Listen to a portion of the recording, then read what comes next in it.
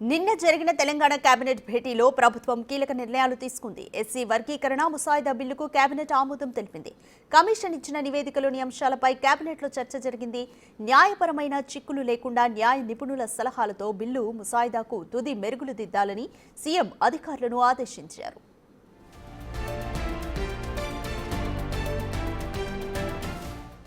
ప్రస్తుత తెలంగాణలో వినిపిస్తున్న బీసీ వాదంపై కూడా చర్చ జరిగింది. బీసీల రిజర్వేషన్లను 42% పెంచే ముసాయిదా బిల్లుకు కేబినెట్ ఆమోదం తెలిపింది. స్థానిక సంస్థల్లో బీసీలకు 42% రిజర్వేషన్లను కల్పించేలా ఒక బిల్లు ముసాయిదా సిద్ధం చేశారు. విద్యా సంస్థలు, ప్రభుత్వ ఉద్యోగాల్లో కూడా బీసీలకు 42% రిజర్వేషన్లు కల్పిస్తూ రెండో బిల్లు ముసాయిదాను అధికారులు తయారు చేశారు. వేరువేరుగా ఈ రెండు బిల్లులను అసెంబ్లీలో ప్రవేశపెట్టాలని మంత్రివర్గం తీర్మానం చేసింది. 2017లో అసెంబ్లీ ఆమోదించిన రిజర్వేషన్ల పాత బిల్లును వెనక్కి తీసుకోవాలని నిర్ణయించింది.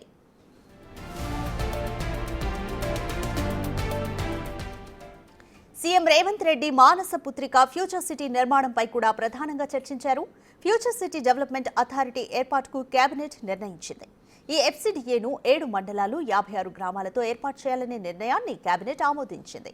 నాగార్జున సాగర్ హైవే నుంచి శ్రీశైలం హైవే మధ్యన ఉన్న 30,000 ఎకరాల విస్తీర్ణంలో ఫ్యూచర్ సిటీని అభివృద్ధి చేయాలని ప్రభుత్వం నిర్ణయించింది. దీనికోసం హెచ్ఎండిఏ పరిధిలో ఉన్న 36 గ్రామాలను ఎఫ్సిడిఏకు అప్పగించాలని కేబినెట్ డిసైడ్ అయింది. ఫ్యూచర్ సిటీ డెవలప్మెంట్ అథారిటీకి రెగ్యులర్ అవుట్సోర్సింగ్ కలిపి 90 పోస్టులు భర్తీ చేయాలని కూడా మంత్రివర్గం నిర్ణయించింది.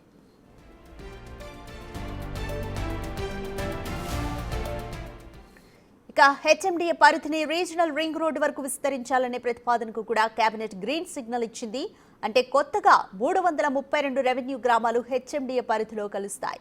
దీంతో హెచ్ఎండిఏ 11 జిల్లాలు, 104 మండలాలు, 1355 గ్రామాలకు విస్తరించనుంది. ఆ తర్వాత 1 కోటి మంది మహిళలను కోటీశ్వరులను చేయాలనేది సీఎం రేవంత్ రెడ్డి కల.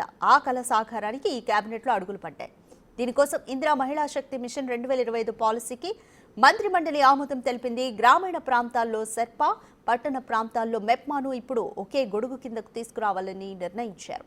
అంతేకాదు ఇందిరా మహిళా శక్తి సంఘాల్లోని సభ్యులు ప్రస్తుతం ఉన్న రిటైర్మెంట్ వయసును 60 నుంచి 65 ఏళ్లకు పెంచారు. ఇక గ్రూప్లో చేరే కనీస వయసును 18 ఏళ్ల నుంచి 15 ఏళ్లకు తగ్గించారు. దీని ద్వారా మహిళా సంఘాల్లో సభ్యులను పెంచే ప్రయత్నం చేస్తున్నారు.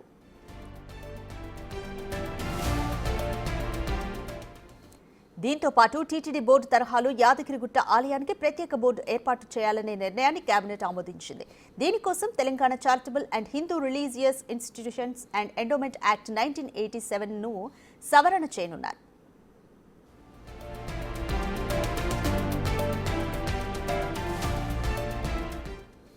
(10,954) గ్రామ పరిపాలనా అధికారుల నియామకానికి ఆమోదం తెలిపింది. ఒక్కో రెవెన్యూ గ్రామానికి ఒక జీపీఓని నియమించనున్నారు.